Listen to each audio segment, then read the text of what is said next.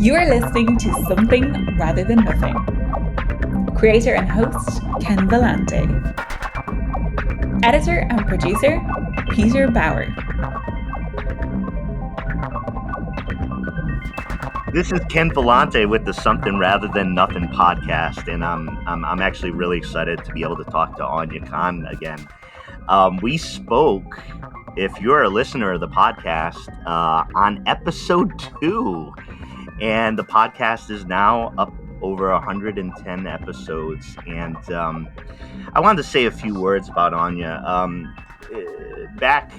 I encountered her a few years ago, and Aunia, you were the first artist I kind of reached out and just started to chat about art as my interest rose. And I live out here in Oregon, and you ended up being in Oregon. It's been nice to be able to connect with you on the show, but also to just state it really clearly, to be able to connect with you on art, healing, using art to figure out this world.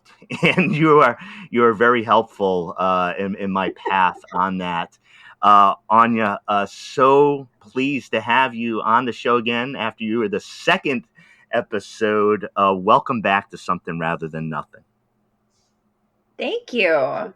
Number 2 is my lucky number. So yeah, that's great to be returning again. Really appreciate the opportunity to touch back and come back full circle.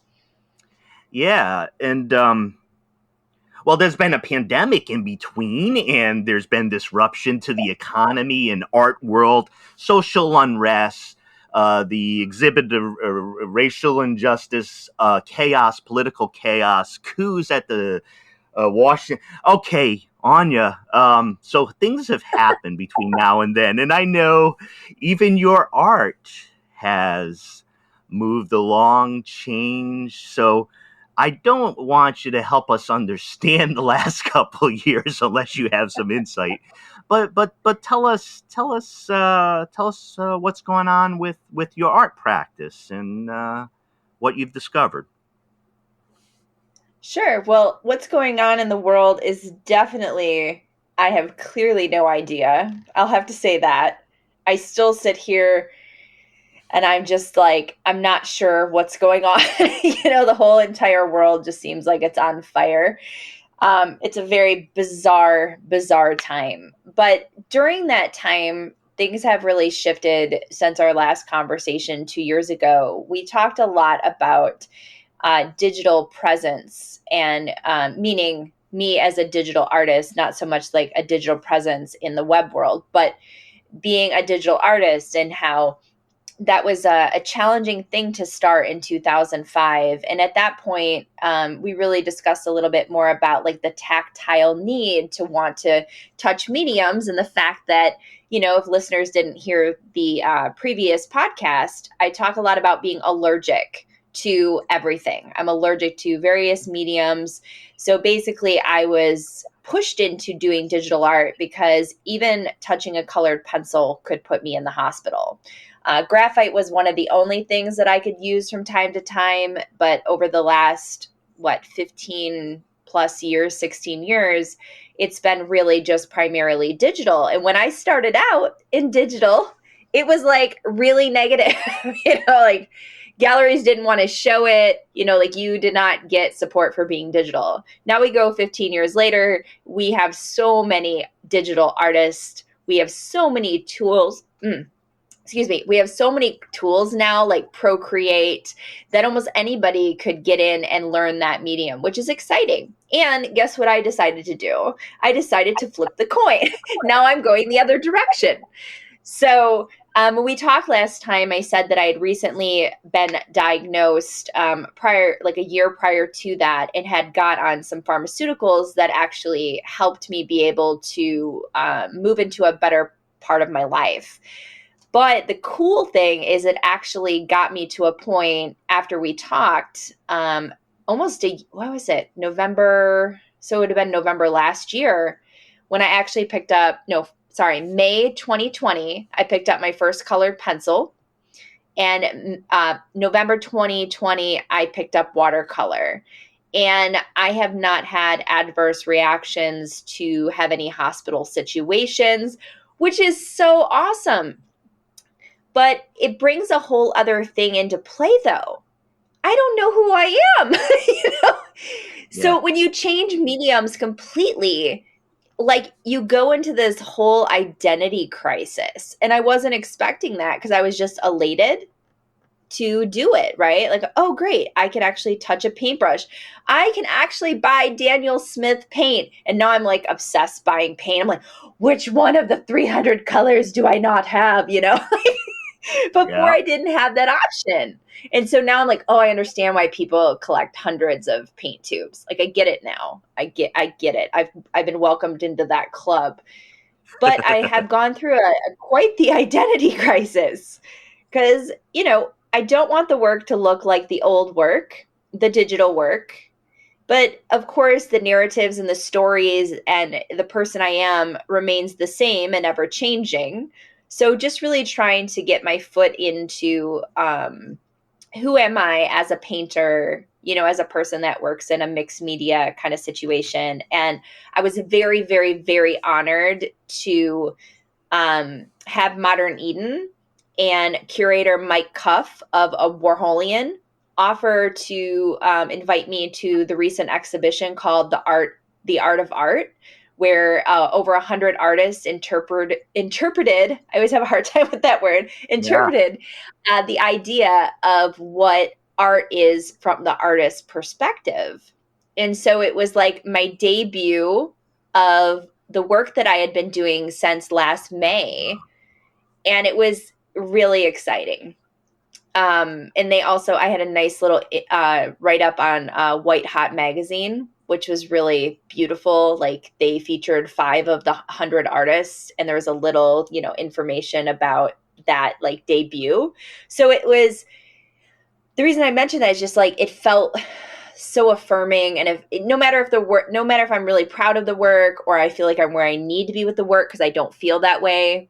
I just feel like somebody took a risk and took an opportunity to showcase that work and write a little bit about my process in opening that door to like, hey, this is me. This is new. I'm stepping into the world looking different, which doesn't, I'm sure you know this, and I'm going to age myself here. People don't like change. If you're an artist, they want you to do the same thing over and over and over again. You change your medium, you change your style, you change your subject matter. There's often this like kickback. And the example I'll give you is, you know, Metallica. Again, I'm aging myself here. But, you know, they had long hair and then they cut it off and they changed their sound and people were like, fuck you, you suck.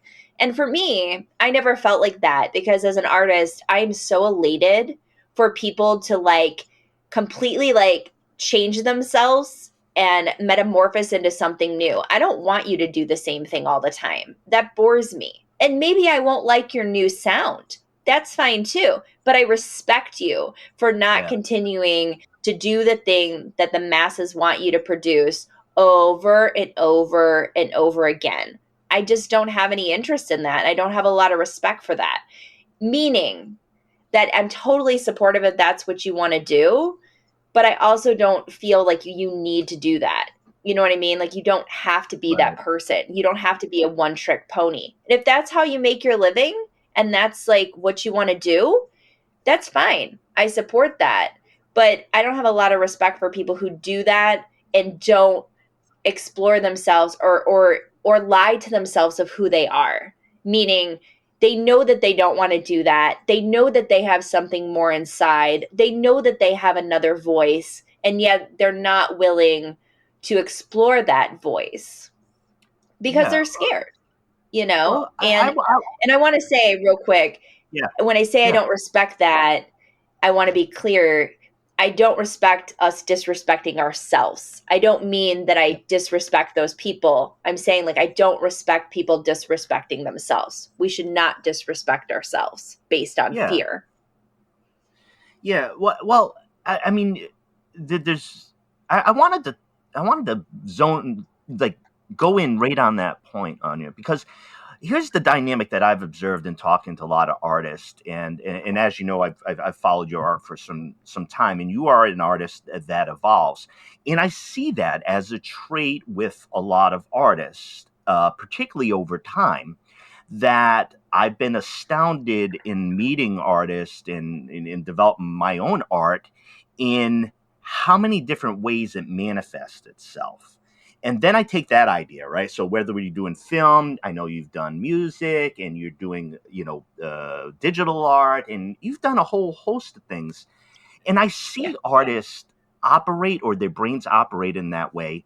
And then we have this whole economic system, or this whole media, which seems to attach to an artist and saying, you are the person who wrote that great bubblegum song in the 70s. That's the only thing you'll ever be. Or, Aunia, you did these wild, subversive, early digital art, and that's who you are, like dark and and so I find it really deeply fascinating, the mind of the artist, and artists are all different, but the mind of the creative artist with this, I don't know, trend or desire of the market to say, this is who you are, this is what you look like, let's duplicate it a million times, and how do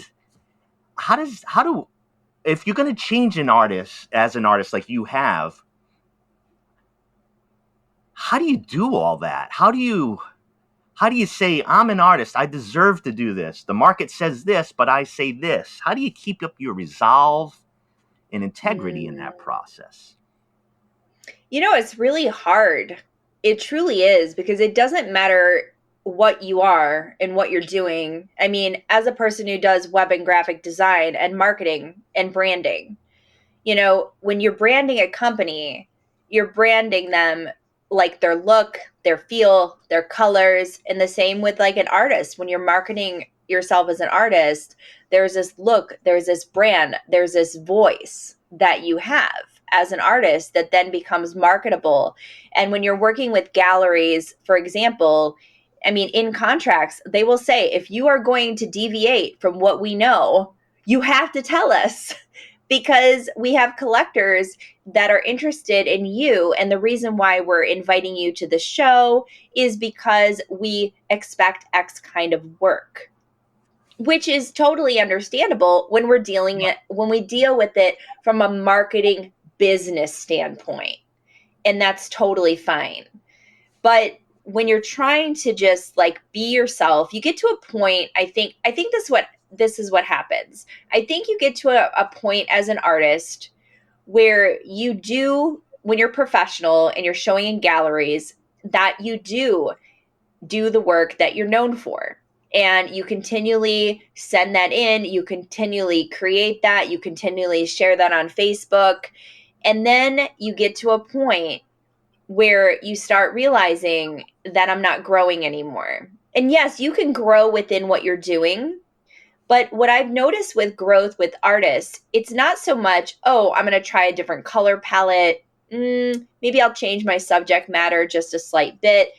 Really, what I notice for artists to grow and people that are creative in general is when you shake it up intensely. And it doesn't matter if you're doing this privately or not. I mean, you can do it on the private back end of things, or you can be a public person being open to that, and you're probably going to get rejected for it. Truly, that's just the way it goes. If you have a Facebook following, like I do, of like over 380,000, when I do something completely off the wall, people don't know what to do with it. They're like, yeah, that's not what we expected. Okay. And you have to be willing to have that rejection. But when you're thinking about being yourself and exploring who you are, I've noticed some of the greatest artists that do art, they will write, they will create a film, they will do poetry, they will do something else that helps elevate what they're doing and challenge their thought. Or if they're a figurative artist, they might do abstract. Or if they're abstract, they might do figurative. And in the blue chip world, that's okay. That's what's interesting. In the blue chip world, They want you to change and grow and do this like explorative and like shock the public, right? Like they want that. But if you're looking at like mid-level art, they don't want that. They want the same thing. And so you either have to find a way to do it secretively and do that so that your work can expand in other ways, or you have to publicly just do it and be like, it is what it is. And that's kind of where I came to last May and really into November. I was like, you know what? The work sucks. It's not good. I haven't picked up a paintbrush. I mean, what do you want? I'm a digital painter. It's completely different than dealing with, watercolor and a water medium. It's not great. It's not what I want it to be. But as Ira Glass says, there's this amazing video on YouTube of Ira Glass. And he talks about the fact that you have good taste, but you might not be able to reach that just yet. But you have good taste. You know what you want to produce. And yet what you're producing isn't what you know is as good as it can be. And so that's where practice comes in and where you keep doing it. And that's kind of where I'm at. I'm in that fold of like, I know it's not where I want it to be. And I know I have good taste. And I'm hoping those two things will meld together. But I think artists themselves have to be really open to the fact of being rejected. Social media has made it almost impossible for us to deal with rejection in a constructive manner, because it hurts really bad when you put something out there and it's not getting supported. And the question comes to mind is why? And that's psychologically damaging. One of the things that psychologically damages people is inconsistency. That's why, casinos work, right? It's the inconsistent. You win a little, you don't win a little. You win a little, you don't win a little. And you get caught in that dopamine rush of wanting to see if you can get that little bit again. And artists are stuck on that wheel with social media as well, of that dopamine rush of, okay, no one liked it. Is it because of the algorithm? Is it because it sucked? Is it because I'm ugly? People, there's no rhyme or reason to why something isn't occurring. So it makes it almost impossible for somebody to want to take the risk to try something completely new, to shake up what they know is already working in a marketable way, to do something that is ultimately going to cause rejection, that's going to harm them. So social media has been I think there's great aspects of it, of course, but I think there's some detrimental aspects of it to the creative form, because people are also then trying to cater to the last thing that was liked. Just because the last thing you created got X amount of likes, then artists and creative people are going, oh yeah, well, let me produce that formula again. What was so special about that? When really it could have been an algorithm thing. You could have just hit the thing the right way, and there was nothing more special than the piece that got no support. So we're psychologically being manipulated into believing that we are less than, and that if we're going to do something different, we're going to be rejected, because the algorithm from a marketing standpoint wants to see the same thing. What they talk about is consistency in content. We want to see consistency. We want it to be interesting. We want it to be engaging. And if you can't engage your people, we will penalize you. And it's like, I'm over it. I'm over it. I just don't want to pander to that. And if people don't like it, and it's been hard, and I want to be clear, it's been hard to say that. I'm saying it and it sounds very nonchalant, but I want to be, vulnerable and transparent and say that it's been a tough road to accept that. It's not like I was like, fuck it, it's fine. Because I'm human. I don't want to be rejected, but I also want to do what I want to do without people's input impacting my creative process, because that's never where I came from in creativity to begin with. I never created to get attention. I created for therapeutic approaches, and then it slowly got attention. I started to obviously feed into that attention and appreciate that attention. And now I'm back again to the full circle of it's therapeutic, the end. People don't like it. I don't care. You know, that's all I have to say. I don't care. Yeah. I really don't care. Well, and I wanted to talk about the therapeutic aspect of it and tell you something, um, something to connect, so you know exactly uh, about what you provide in the trauma and workshop. So, um, I was really looking forward to your course, and I took, and I want to tell you specifically and exactly why. Um, I got an email from you about healing through trauma through art, and big topic, and it's become more popular recently, and it's one I keep bumping into every single step I go on the podcast or in art. Everywhere I'm looking are people trying to heal or recover or not recover. It's in what happened. They're trying to process through that. I got your email, and it was so important to me, Aunia, because it just happened like way life was going, like right then, and what was going on. It was also prior to me going into the woods for 4 days and being completely away from the world we understand. So I had deliberately set up that workshop, enjoying that workshop with you, and then disappearing in nature. It was so remarkably helpful for me, and I felt by preceding my trip into nature, I felt more creative, more open, breathing a little bit better. So it had real effects for me. And That's awesome. thank you. And I say that because a lot of, I think culturally, we're doing a lot of good things on mindfulness and people trying to walk and, but as I'm sure you see this as well, it becomes quite popular and people are pointing to, oh, I did my mindfulness. And it's good to be in that place, Sure. but it's difficult to find the authenticity in the experience. And I just wanted to convey to you, I had an authentic experience of going through that. And Great.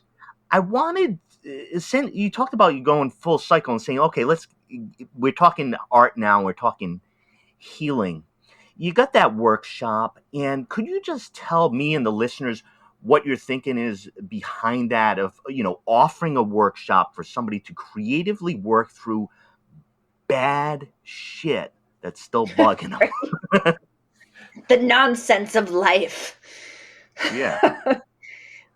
Yeah, of course. So it's interesting because, kind of like you said, everything came full circle. So in the beginning of what I was doing from the early stages of creativity and really expressing myself as a creative, I was dealing with trauma automatically. Like that was the whole reason I was doing art, was I was dealing with health problems, I was dealing with trauma, and then that kind of shifted. But I had a lot of little things peppered in between, like being a part of a panel at the Washington University School of Medicine, lecturing at McKendree, lecturing at Southwestern. They've changed their name now, so it used to be SWIC, Southwestern Illinois College, but I think they're now Southwestern Illinois University. I don't know, but they changed their name. Point being is there was a lot of that going on. I had curated numerous art shows in regards to mental illness, in regards to being touched by violence, which was numerous years ago. So there was always this overlap that had been like underlaying me. Like there's always been this, there's always been this need in the under part of everything I'm doing that has always stemmed from the need to help people psychologically and physically process challenging things. And I wanted to be a therapist for years. Like that was like my goal. I wanted to be a therapist. The whole idea of being a therapist was I wanted to figure everybody out. Like, what is wrong with you? And like it's very common for those that go into therapy to have actual like legitimate reasons why they go into therapy. Like that's why. And I knew that I couldn't do that with my rare disease, no matter how many times I revisit that. And I revisited again recently and was like, maybe I should. And it's like, no, I don't have the type of years. I don't know with my disease how long I'm going to live. So I don't have that time.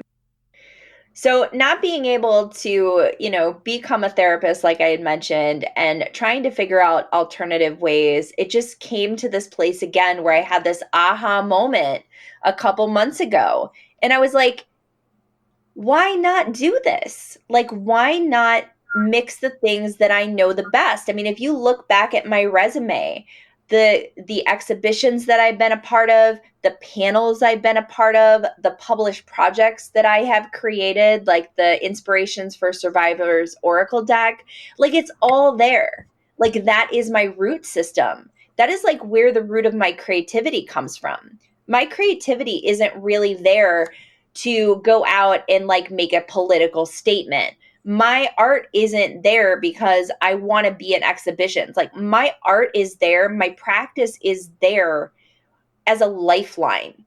And to me, that's the most important part of my practice. And it's like, how do I resolve that for other people? How can I give that gift of years and years of studying trauma that I've been doing since I was 14 years old behind my parents' back, trying to figure out what's going on? How do I deliver that? And the cool thing is, and I don't know if you know this and maybe you do, is 2 years ago when we talked, I got my first diagnosis. And 2 months ago, from where we're at right now, I got my secondary diagnosis. And this is 20 years in. And this is the root of the other problem. Like the other problem is like secondary, but the main problem has finally been figured out. So 20 years, I finally diagnosed with Ehlers-Danlos disorder, which is a disorder of connective tissue, which basically makes me Gumby. I can, do the things. But really, it's not just being, and I want to be clear, it's not just being flexible. A lot of people think, oh, I'm flexible. It's not. People are very flexible and it's healthy. Like my ligaments and tendons overstretch and it causes heart problems, digestive issues. It causes allergic reactions. Right. It causes the back of my brain stem to be almost smashed because my head has a hard time holding it up. It's super complicated. Yeah. But the reason I bring this up is because it seemed like, again, everything came full circle. Like I have the root answer. And now I have the root to my creativity. And I started thinking, oh man, I really want to help people heal through their medical trauma, through their child abuse, through addiction. Like this is my goal. All right, I'm going to go ahead and I'm going to do this workshop. I'm just going to throw it out there to our local community. Went ahead and ran the workshop called Harness Your Creativity to Heal Through Trauma. And we talked a lot about, our childhood and how that affects us and how we can use creativity, and there's science behind it that shows that creativity actually is healing. Like this is not just a thought. This is not just like, right. Oh, yeah, maybe perhaps that can happen. This isn't like fluff. It's like scientifically proven that there are improvements in our health and autonomic nervous systems, and everything else based on doing things that are creative. And then I decided to start a whole school, and it's called Healing Trauma Creatively.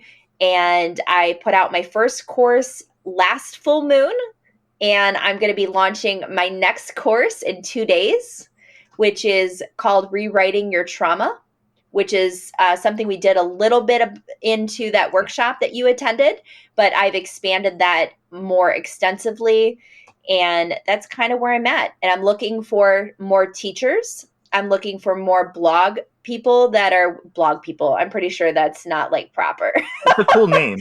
I like blog people. Let's stick with that one. Don't lose that one. I'm looking for the blog people, other people to, showcase their writing. And so it's going to be a collaborative thing. It's not just, it's run by me, because as a community, we really when we do things independently, it's great.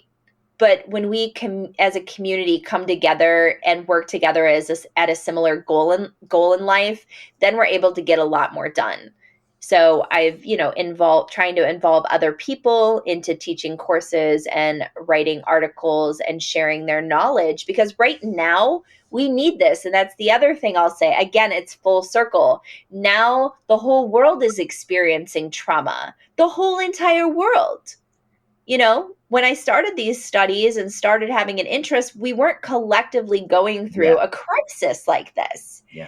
And now we're collectively going through a crisis. And in the last 2 years, only now, I think, are people understanding. I think in the first year, a lot of people were in survival mode. And it does not matter, Ken, if you believe in the coronavirus is going to kill you, or if you think it's a hoax. It doesn't matter, because you're still being affected. It doesn't matter what side of the fence you're on. The whole world has changed. The way we grocery shop, the way we go to school, the way we go to work, the way we communicate. It doesn't matter what your beliefs are. You are experiencing a global shift that's affecting you in a very traumatic and visceral way. And so it feels right now that it's of utmost importance to provide something like this, because I feel like I'm at a stable place. It's like, okay, got all my diagnoses, know the roots of what I want to do. I feel completely solid and grounded. This is my launch pad. How do I help others? Because you got to heal yourself first, right? Like, you have to have a solid ground before you can heal other people or reach out to other people to provide that service without injuring yourself, along the way. Well, and I see, and I appreciate you saying that, but I also see a lot of in the elements that you built up towards where you look at collaborative or collective or a process, rather than you saying, all right, here's the magic key, for trauma. It's a group. It's like, I've always been partial to group therapy for me, because like part of my addiction with alcohol and loneliness is a fundamental deep sense of loneliness. So it's psychological. Yeah, right. Loneliness that we all feel. And I find that when I'm trying to heal, I feel that within a group, I feel like, because a group in general, a group's going to accept you, right? You have a similar ailment and you're able to talk about that crap without talking about it to others. So I've been helped by that. And I think the component of the collective for you is, let's work on this together, right? We're suffering human beings, right? Exactly. And the thing is no one's a master. And that's the funny thing. Like, people will come in and offer, I'm a master of this and I'm a guru of that. And it's like, that's where you've lost it. Because some of the great people that we would call masters, who would not call themselves masters or great teachers, would never call themselves that. They would call themselves students, that they're still learning. And that's the place that we need to be in, where we are all students together learning. No one's a master. There might be somebody who has a lot of information, but one thing I've always noticed, which I think often escapes people, is if you put a really intellectual person in a room that knows a lot about something, and then you put somebody in a room who doesn't know a lot about something, and you give them a topic to talk about, you're going to get just as much information from the person who doesn't know the topic, because the person who knows the topic knows the topic. They know it backwards and frontwards, and they have a solid idea of what that is. But then you have a fresh mind who doesn't understand the topic, who has questions, who can form new ideas, who can offer new opportunities. And people often think oh, it's the expert. It's like, no, sometimes it's the person that doesn't know a lot that actually can offer a lot more, because their mind is more open. It's less impacted by things that it already knows. It's more open to options because it's free to do so. It's not constricted.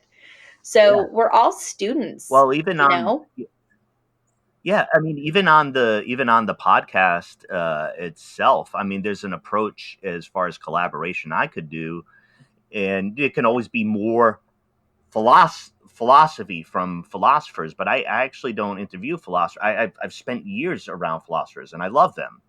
But the philosophical questions, a lot of times I'm trying to ask are be like, what happens when like creators and the rest of us who are interested in these questions? Or what happens when you ask a question of that to a kid? Ask what is art to a kid and record, because you're gonna get a lot. like you know, and so I think there's a piece there of like allowing access, whether it's to the questions or to the process, and not necessarily having to be, I'm going to cure you, right? Because I'm sure as hell you don't want to be in that position, right? Like, I'm going to cure you. I'm going to help you go along the path. No, I'm no one's guru. I am not curing anybody. I wanted to say something else on you. It had to be, I want to tell you is, hearing you as an artist and talking about some of your uncertainty, you know, I think when artists talk about uncertainty with your new work, I also want to tell you, because you wouldn't know unless I told you, my impression of what you've done recently. I've seen, for me, so I'm an audience, I appreciate your art, I'm partial to your art, but I didn't see, for me, experiencing it, I didn't see any break, any difference, any question of quality, any question of where you were. So when you mentioned that, which I understand, being in a new form and being an artist, being sensitive, I was like, oh, okay, you're experiencing that. I didn't see any of it. So like, as an observer of what you're doing, I didn't say, well, Audia's starting new on this type of thing, and here's where she is in proficiency. For me, it was just like another gem. So the experience, you know, of what you're doing, and you're saying, oh, everybody knows I'm a novice. Everybody knows I'm new to this composition. You know, for me, I saw your art and I saw you in it, and there was no distinction. So just as far as an experience that I had. Fascinating. That's interesting. I like hearing that. So definitely feels odd and uncomfortable. So it's nice to hear different people's experiences. So as you, in your artist's mind, you'd be like, the idea of conception of, I have my art in my head, everybody owns that, everybody shares that. And it's right. You know, it's exactly. just not true all the time. So that's true. Thank you for your comments about the about the workshop and your intent. One of the things I wanted to mention, as far as thematically, that I've seen come about in the show, you know, over 100+ episodes since we talked formally on the show, is that is about kids, right? So we're talking about the element of like trauma and healing, and humans have adverse experience and they have glorious experience and they have all this happen. And so we as adults, and as you mentioned, we could take your workshop, kind of work through that stuff, see how we can use our art to help us. And then there's this piece of where I've been talking to folks in early childhood artists. An example would be episode 100 with Raven Juarez, which is really a touchstone for me to have somebody whose expertise, you know, she's a practicing artist, but she's also involved in early education, and she's also involved in it from a unique perspective as an Indigenous woman, and then that history. And it was just so remarkable to come in contact with a practicing artist who was working with young artists of ages 3, 4, 5, 6, 7, and talking about what it is that kids need from art developmentally, right? And so it was a remarkable discussion and some good ideas to say, because I work in K-12 education as a union rep, which is a very particular positioning, but I'm concerned about kids. And so I said, what do we do societally to get kids with their art, to get them working with their art younger? So your workshop, when you're older, life doesn't go perfect, that's fine. But what are we doing with these young budding artists? So I was wondering if from your perspective, Aunia, in thinking about this issue, are there basic things you think could be in place for young kids in a system, in the school or societally, where we can say, go ahead, get that out, draw it out, express yourself. What you're going to write or draw isn't wrong. There's no wrong. Get it out. Do Do you have any thoughts or ideas what we can do to inculcate and help kids be the artists that they are? Boy, that's a good question. Oh, kids, they're amazing. When people ask me, like, who are my favorite artists, I always say kids because they're just not influenced yet. They just do the thing. They're not trying to impress. I mean, of course, they might try to impress their parents, but they're not like trying to, get their art into a gallery, or they're not trying to make a political statement. They're just coming from it in a visceral place, which is exciting. And I think in schools, it's nice that we have arts programs, right? And music programs, which obviously are limited to certain types of schools that can afford it, unfortunately. But I think there's a lot of things that are missing in early education in general. And, I talk about this a lot with the psychological aspects of the development of children. We don't teach kids, we teach kids algebra, but we don't teach kids communication. We teach kids geography, but we don't teach them how to deal with grief and loss, because grandma died, my parents divorced, I lost my dog. This is left to the system of the parents to be able to do that. Now, I know as an educator myself and talking to other educators, a lot of educators do not want the responsibility of children, right? They're not their kids. They're going there for an education. There's that, pushback, like, I'm not responsible for your kids. However, I do think in education, we should be offering a lot more opportunities for life skills rather than offering opportunities to understand algebra. Algebra is great. Geography is great. Psychology is great. All of these things are wonderful, but it still would be of most importance for our kids to be better educated in how to take care of themselves. How do you take care of yourself as a little person? How do you figure out who your safe people are? How do you figure out how you can communicate your needs? How do you express yourself when you're frustrated? If you think about all the bullying that happens, which is something I often talk about through different courses that I do and workshops, bullying is often a child that's being abused at home. Almost always a bully is going to come from a bully. Not saying that there isn't other alternatives and other ways that bullies show up. Sometimes their parents are amazing and they just become an asshole. It is what it is. But there's something going on that is causing these behaviors. So we're dealing with bullying.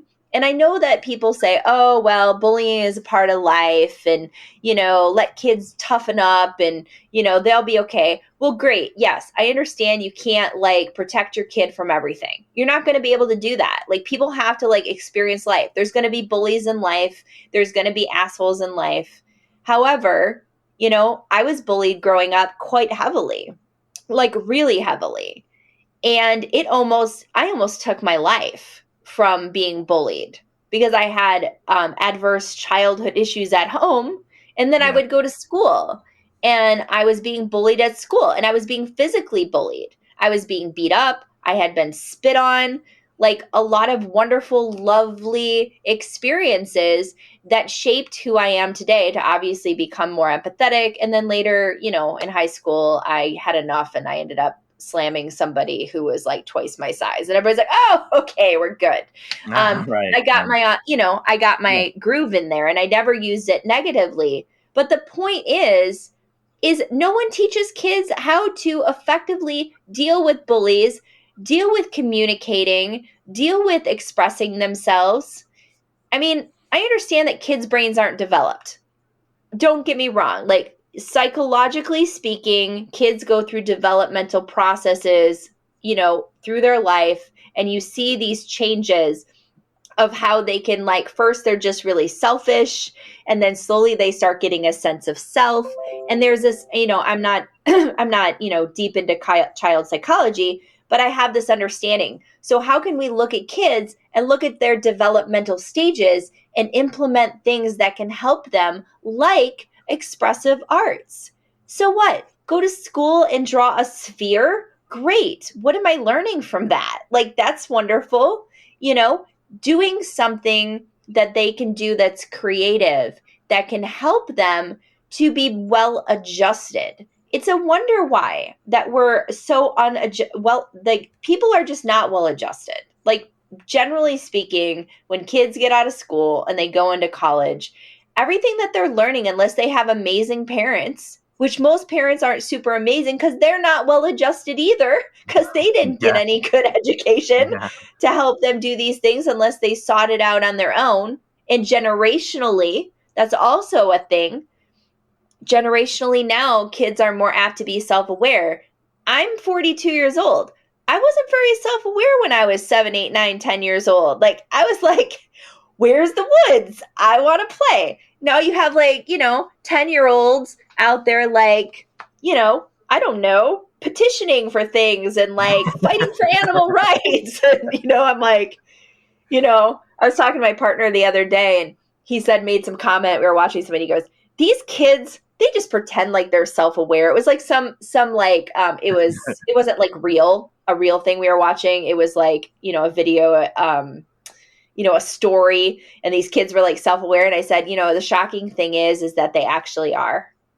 These younger generations are more aware, and maybe they're the type of people who are going to come in and change the education system because it needs to be changed. It's awful. It's awful the amount of suicides. It's awful the amount of, think about a kid going to school, getting abused, and then going home and being abused. It's like, why would you want to live? Why would you want to live? There's zero reason to live, because also children, is the other thing about kids, they don't understand their mortality. I wanted to kill myself when I was 14 years old. I was like, everybody will miss me. No one's going to miss me. But I was 14 years old. Actually, I was probably a little younger than that, probably 12. But no one's going to miss me. I don't know that because I don't have an adult perspective to understand my mortality.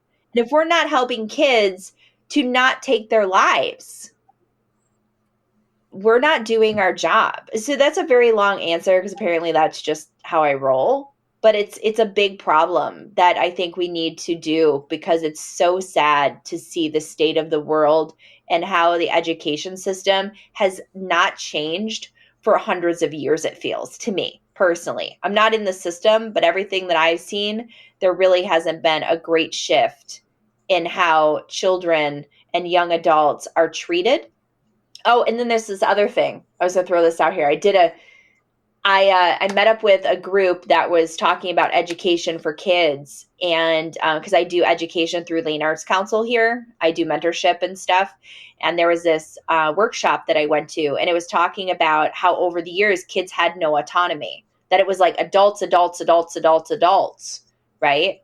And so trying to teach kids in education that they have autonomy, like they can say no, they can say this, they can say what they like, what they don't like, rather than there's this rulership, right? Because it doesn't help anybody having teachers that just rule over you. Like, they're supposed to be there to be mentors and help you gain life. And so much of these, a lot of educators, not all of them, there's plenty of beautiful, amazing educators. Like I've experienced even, years ago, that were there to really assist me to become a better person.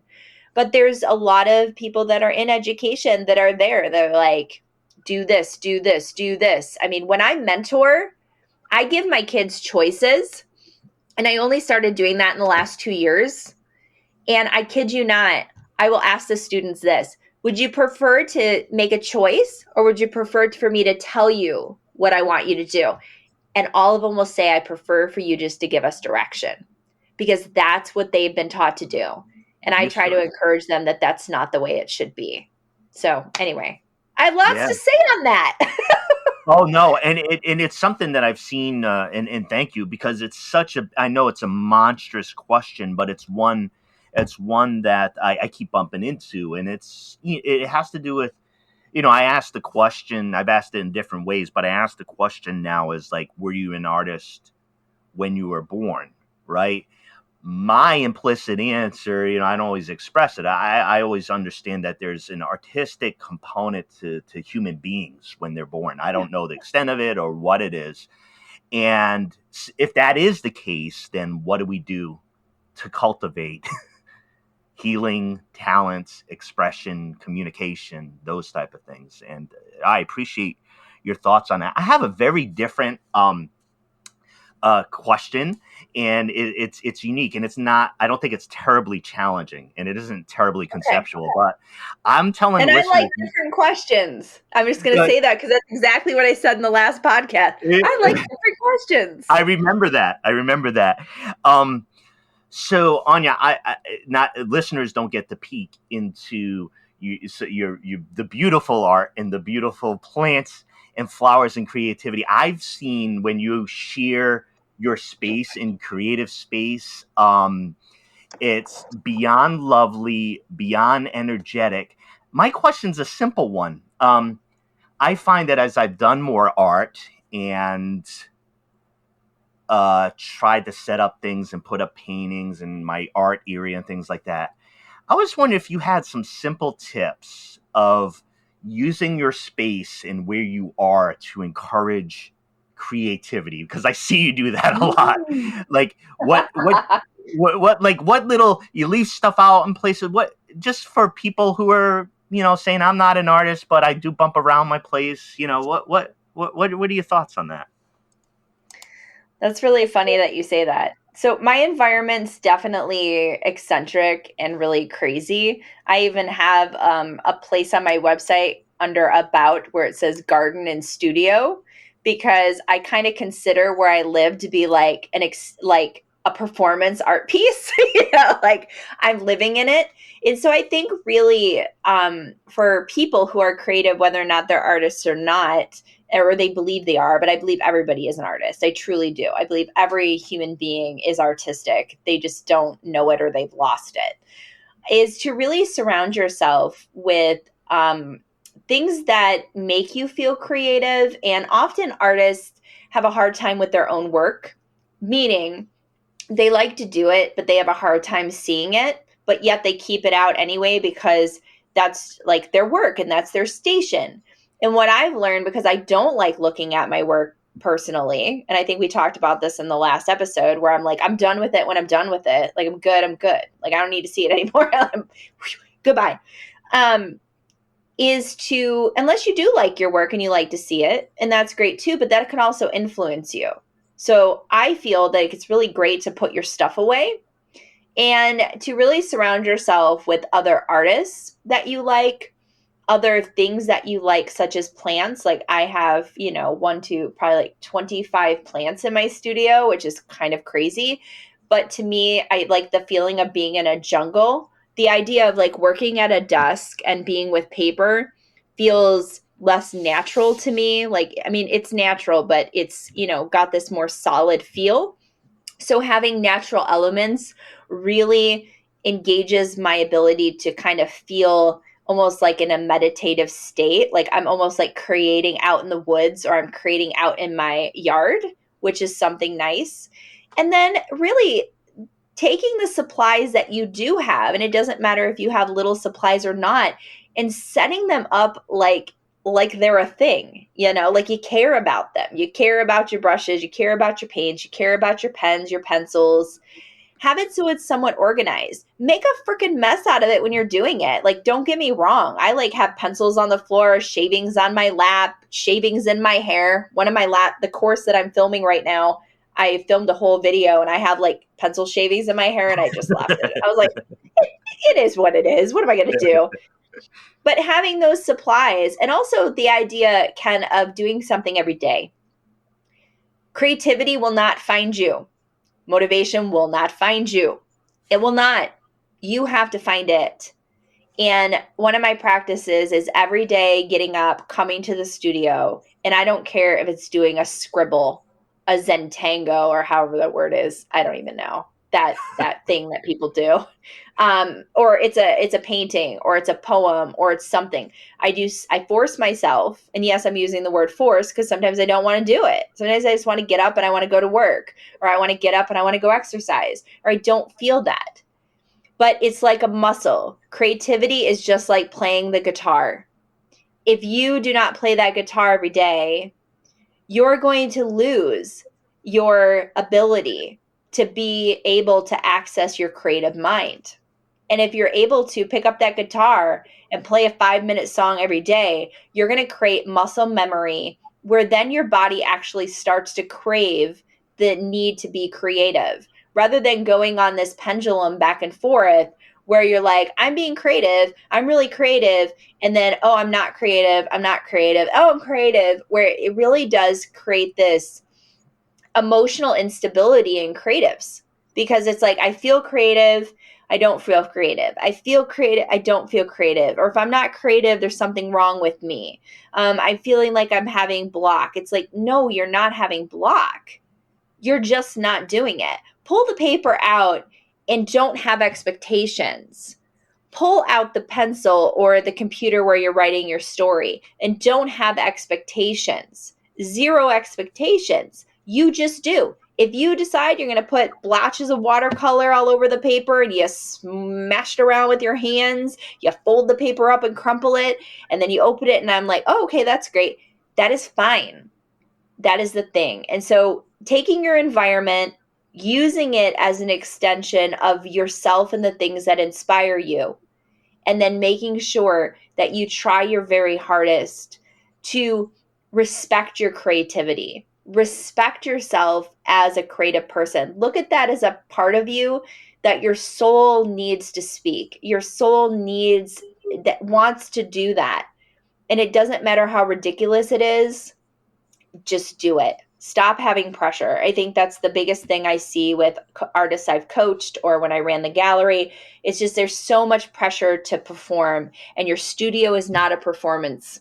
Your studio is a process. Your studio is a place of peace. It is a place of learning, of experimentation, of being you without judgment of any other fucking person. And the minute someone else's judgment comes creeping into your studio, fuck that shit right there. Done. No one gets that. Unless you're a professional artist and you need to worry about all that, that's fine. Your studio space isn't for that. It's for no one else but yourself. Don't invite your kids in. Don't invite your spouse in unless you feel comfortable doing so. Make that space completely sacred to you. And you will learn that that space will welcome you, and you'll start having a symbiotic relationship with it where it doesn't feel like pressure, where you look at a blank piece of paper and you're like, fucking rad. All right. I think, like, somehow I think in the last few sentences you crystallize certain things. Crystallize certain things in their very essence, in certain important rules about autonomy, about creativity, and about the space, the space that you need. One I had a final interesting question I want you to convey at the end about your workshops and where to find all your art that you created over time. But there was a comment I think I heard, and I was talking to you now or back before, and I've heard it a couple times in the podcast, and it's super surprising. And given our conversation here, I wanted to ask you what you thought about it. During one interview, I was startled, or a couple interviews, I was startled to hear how when somebody expresses something artistically, maybe it's a raw expression, or maybe it's part of your description, some of your early pieces where it's like, that's out there and that's revealed. You're talking about creative and freedom in putting out what you need to put out. The piece I've been really interested on since I've heard those comments is when we reveal ourselves in let's say a painting. Let's say I painted a painting, and we show something that's there. There are artists out there who can see a lot, and from you, I would say, psychologically what's going on in there, and there's like what somebody's showing. Whereas the person who's putting it together doesn't see those revelations or expressions themselves. When an artist who's attuned to seeing where somebody is in that painting, what are they identifying? What are they seeing? Are they? Do you see emotions? Do you see the person in there? How do you feel them in that painting if that occurs? You know, that is an interesting question. I think when I look at people's work, that I first often feel myself. I first often see the work through the lens of my own experience and feel it for what it has meaning to me. And I think a lot of people stop at that, right? They stop there. And then, you know, as an artist myself, I can further then look a little bit more into perhaps what they were trying to say or what they were conveying. Or if I know the artist and I know the types of bodies of work that they do create, kind of where they are in their process. Of course, this is just subjective and it's my own thoughts and feelings about where I think they are. But I don't think a lot of people really go there. I don't think a lot of people delve into the mind of what the artist was thinking. I think that's like a whole nother level. I think when we experience music, when we experience art, when we experience writing, we experience it for ourselves. What does it mean to me? What can I get from this? What is the value that I can attain from what I'm seeing? Or how can I enjoy this play that I'm watching? Rather than really delving into the mind of those who have put the play together and why they decided to do this play, or why the painter decided to paint this subject matter. And sometimes it's hard to dig into that because sometimes we have zero idea. As you know, when you look at art, sometimes it's very obvious, the meanings behind the things. And then there's other times, like for instance, Rothko, okay? I'm not a huge fan. Like, I get it. And if people don't know much about Rothko's work, it's just like, you know, it doesn't have a lot to it. You're talking like lying across a canvas. But when people actually go to that museum and they see Rothko's in person, people will actually cry and they will feel what is being sent across. So it's really about like this ability to be open and receptive to what's there, because if you're not willing to really like look into it, like you can look at abstract art and be like, well, okay, it's abstract art, whatever. But if you are more of a person that's really in touch with yourself and being willing to open yourself up to artists' work and interpret it in a way that or feel their possible interpretation, because we can never actually know unless an artist has written a statement about a specific work and its meaning, then, you know, people are going to miss a lot of it. And I think a lot of artists get missed because perhaps they aren't as forthright in their expressions and so forthright in us knowing like what they're trying to say. That's kind of what I think. Yeah. But yeah. Rothko, not a fan, but I get it. Yeah. I think a lot of people. You get it. I get it. Well, like, I get it. Sad person who, you know, took his life, a person that was, you know, living a very depressed, awful life. And if you go in, you can feel the essence on that work. Like, it's hard not to in person feel the essence of that artist experience. And that's the other thing, seeing work in person versus seeing things digitally is very different experience. You know, thank God we can see it, you know, this way. Thank goodness we have the ability to visit museums and, you know, and do these kinds of things. But really, an in-person experience of a piece is a completely different experience. Yeah, I was able to get to the Portland Art Museum, and I've had this very strange experience where, like, I know the museum and I know the pieces, and I've been a member, and they switched the painting, and like in my head I'm like, wait a second, like that wasn't approved by me. So I'm really attached to the space. But I had the experience of like 2 or 3 spots where I expected certain paintings, and somehow each painting that they had not only surprised you, but it was just gorgeous color, like huge thing.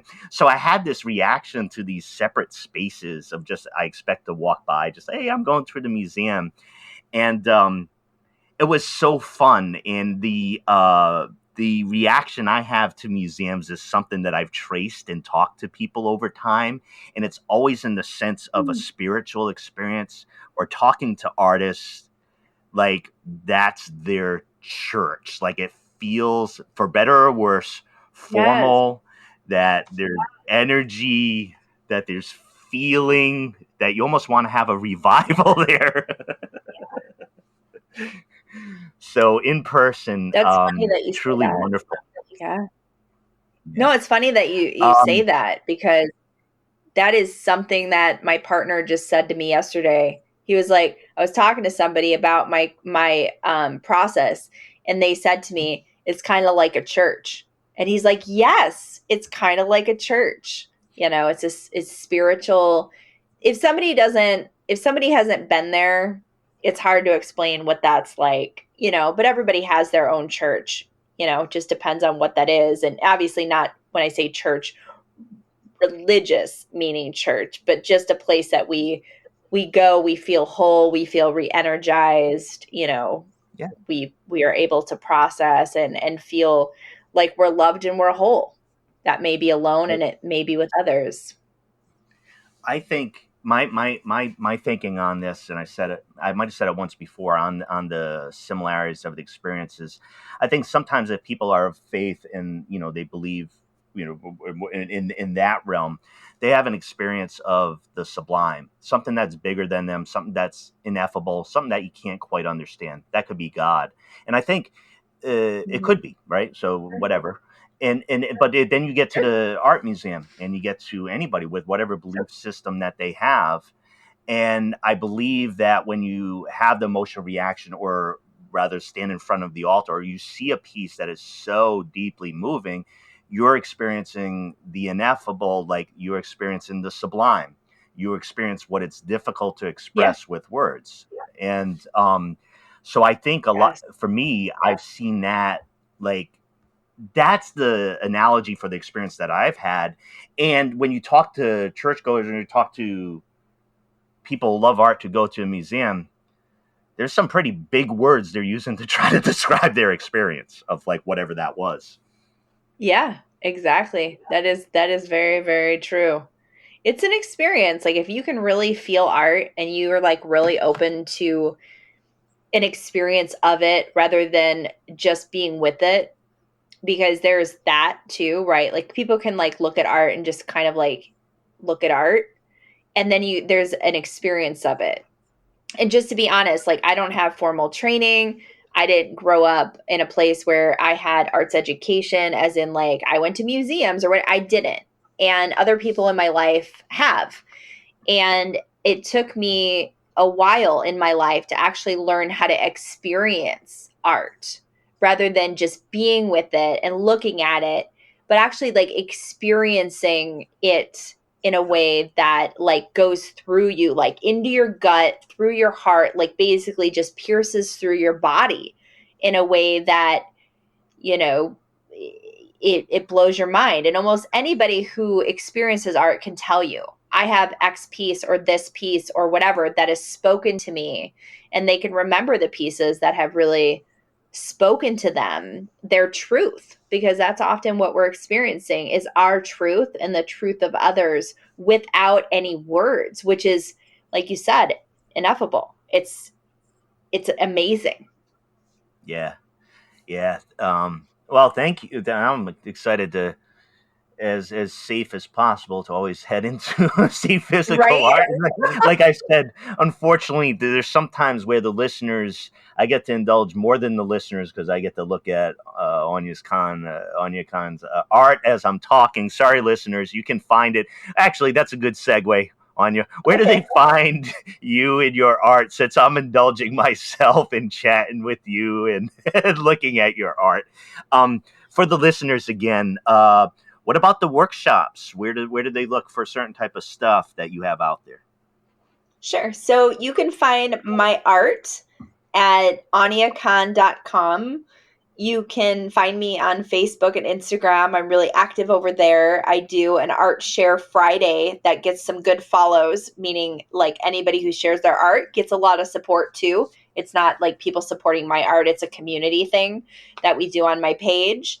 And then the workshops and the art and trauma related healing courses are on healingtraumacreatively.com. We also have a new Facebook page and Instagram, but most of the stuff you'll be able to find on our website.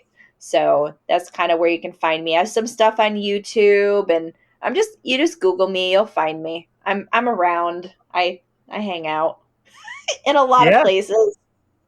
No, I wanted to say, thank you again for your time. I mean, I think I've tried to express, I've appreciated your commitment to art in the community and to healing and to helping folks find their way. It's kind of why I asked a couple indulgent questions about how to live in an artful or an artist way, for folks. Sure. As we go along. So I just really, as you know already, I really appreciate you and your art, and even your new art. I didn't make any distinctions, so you can put that in your back pocket whatsoever as far as qualities. But really, thanks for popping on the show again. And it's also, the show's been around for a couple of years, and we have the ability to have the conversation that we had before and say what was going on in the world then and now what's going on in the world now. So yeah, we'll have to do another revisit in a few years. I hope the world is. Yeah, I mean, what's the pace of change in the world? You might have to be right?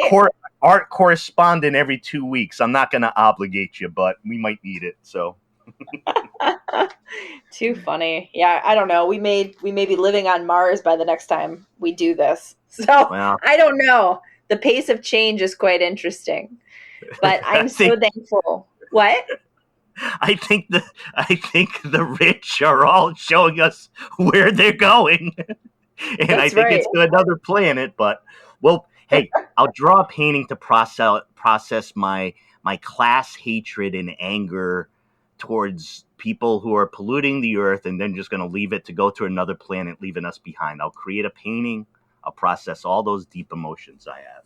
That's right. You do that. You share it with me, so I can write an essay on it. the ship we wish we took. Thank you so much. I just want to let you know, I really appreciate. This is the first time I'll say this, the first time I've revisited a podcast and got invited back for a second time. So that was exciting to listen to the previous podcast and then come back and talk about how things had shifted. And I love to see where your podcast has gone. And you should be really proud about all the episodes that you've created and the fact that you've kept this going through a pandemic, and you've provided really great quality in content for people to be able to listen to and feel connected to. So you're really needed as well in this world, and it's really appreciated. I'm sure a lot of other people who listen to this appreciate you too. Yeah. Thank you for saying that. I've been trying to pull through the pandemic and kind of link arms or link arms 6 feet apart or 3 feet apart from and I appreciate your words, because I've like I said, part of this is a public healthy obsession for me to have these conversations, and to allow people to think and create and to listen to your great work. Sometimes it isn't creating the piece. Sometimes it's that experience of seeing that piece up on the wall that gives you some answers. So whether it's you doing it or me doing it or somebody else doing it, I really appreciate your kind words. And it is always an absolute pleasure to chat with you, Aunia. Always. You too. Thank you, Ken. Appreciate it. Have a good day. enjoy the great state of Oregon. That's right.